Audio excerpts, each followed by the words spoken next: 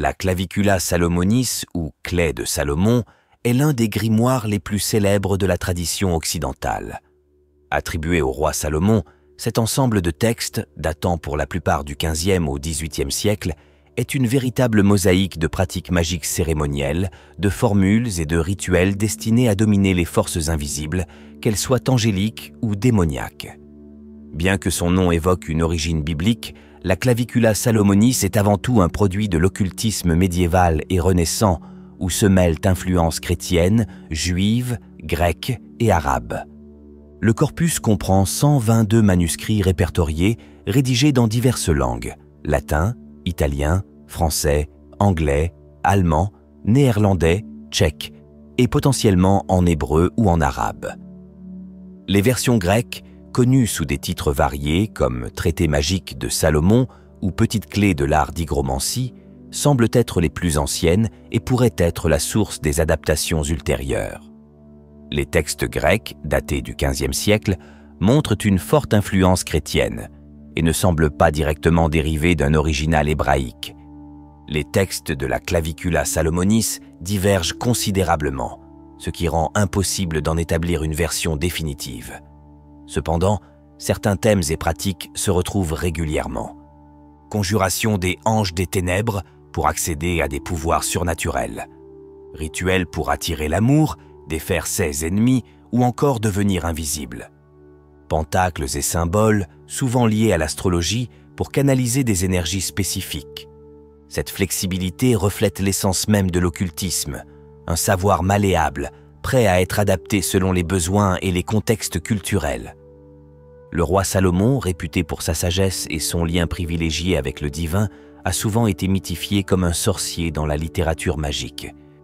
Cette association remonte au Testament de Salomon, un texte apocryphe de l'Antiquité tardive décrivant comment le roi aurait utilisé un anneau magique pour contrôler les démons et bâtir le temple.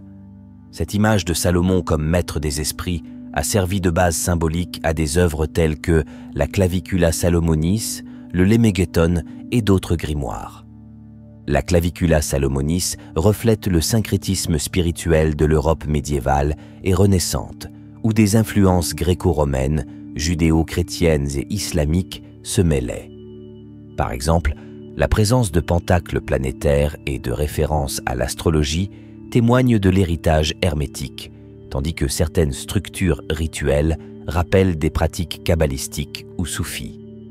La Clavicula Salomonis a influencé de nombreux courants occultes modernes, de l'ordre hermétique de l'aube dorée aux pratiques néo-païennes. Dans l'esprit de la Chaos Goetia, l'impact et l'héritage de la Clavicula Salomonis doivent être abordés avec un regard critique et libéré des superstitions qui imprègnent ces manuscrits. Les dits grimoires, malgré leur aura mystique et leur ancienneté, reflètent une vision coercitive de la magie, où les esprits sont contraints et dominés par des formules et des rituels, souvent dictés par une religiosité teintée de peur et de contrôle. Cette approche, typique des traditions judéo-chrétiennes et médiévales, cherche à soumettre le monde invisible à l'autorité humaine et divine dans une logique hiérarchique et autoritaire. Pour la Chaos Goetia, une telle vision est obsolète. Nous ne considérons pas les esprits comme des entités à asservir, mais comme des partenaires, des alliés potentiels avec lesquels engager un dialogue respectueux. La magie n'est pas un outil pour imposer notre volonté, mais un moyen de collaborer avec le monde spirituel dans une dynamique de compréhension et de co-création. Contrairement aux formules rigides et dogmatiques de la clavicula, la magie contemporaine privilégie l'intuition, l'expérimentation et la relation personnelle avec les forces occultes. De plus, l'idée romantique d'un savoir perdu contenu dans ces manuscrits et que nous chercherions à retrouver est une illusion. En magie comme en science, notre compréhension postmoderne dépasse largement celle des époques médiévales ou renaissantes. La Clavicula Salomonis est un témoignage historique intéressant, mais elle reste le produit de son temps, imprégnée d'un mélange de superstition et de religiosité dogmatique qui freine davantage qu'elle ne libère. Aujourd'hui, nous avons l'opportunité de dépasser cet héritage en prenant confiance en notre propre capacité à explorer le monde occulte.